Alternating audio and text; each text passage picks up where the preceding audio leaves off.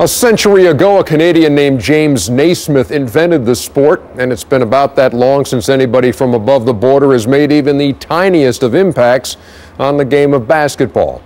But along comes Steve Nash, and suddenly folks are saying, "Oh, Canada."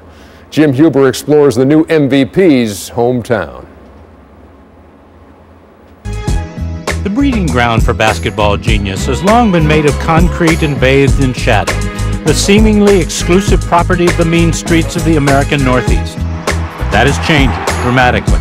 From France to Germany to St. Croix in South America they come, and from a small sun-baked island off the coast of all places, Canada, where astonishingly, a hockey-crazed nation has a hoop star.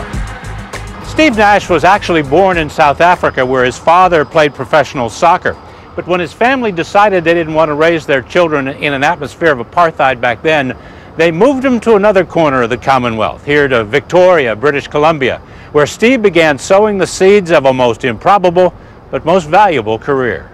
Back then, the thought of a high school player from here going to the NBA was unheard of. But I knew, and everybody else who saw him knew, he had to be one of the best, if not the very best high school player we've ever seen from here.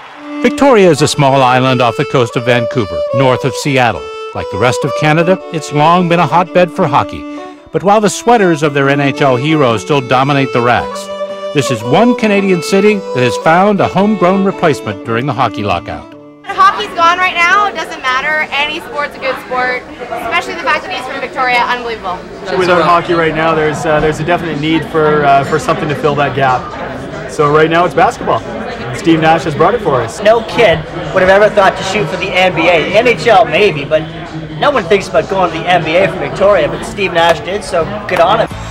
In truth, Steve Nash, the Phoenix star voted the NBA's MVP, could have gone a dozen different sporting directions. Those who vividly remember his young days as a rugby, hockey, and soccer star here tell great tales.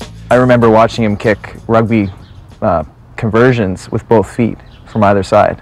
That was incredible. If he wasn't playing basketball, he'd be playing Division I soccer right now, and he's a phenomenal soccer player. It amazes me when I see him out there just playing soccer. He was a standout hockey player, scouted by junior teams. He was from what I understand, a tremendous golfer, a good baseball player, a great lacrosse player. Virtually, he was MVP of soccer for his high school in the province. But his passion for basketball overrode the rest. Maybe if he was still in South Africa, it'd be a different story. But since you're in North America and you're in Canada, you know, growing up with Magic Johnson and Larry Bird and of course Michael Jordan, you just wanted to do what people were doing on TV. The whole spirit of Magic and Michael Jordan especially caught him up, and then he was just captivated by the game. Ian Hyde-Lay became his high school coach when Steve transferred across town to the private St. Michael's University School in his junior year, one which Nash was forced to sit out. But in that single senior season, his impact was overwhelming. It was just basically sit back and just watch them. There were some record margins of victory at that time. The team really came together for that last 3 weeks of the season, and he was just out on amazing. Across the province, I think there was always a buzz when the Smooth team came to play, because of Steve, but also because of the great team that we had. Though Nash still had to practically beg an American university to take a chance on him back then, as Santa Clara eventually did, the door opened wide behind him. I think he's changed the landscape. Now if a good point guard came out of here, NCAA scouts would be up here looking at it. But back then, it was tough to get anybody to even take you seriously. I took inspiration from the fact that a guy that lives in my neighborhood made it to the NBA, and nobody in Victoria, let alone British Columbia, has made it to the NBA. For youngsters in Canada, not just basketball, all sports, and not even just sport, arts, everything. You know, he said it's okay to set your standards high, chase a dream, and just ignore people who say you can't do it.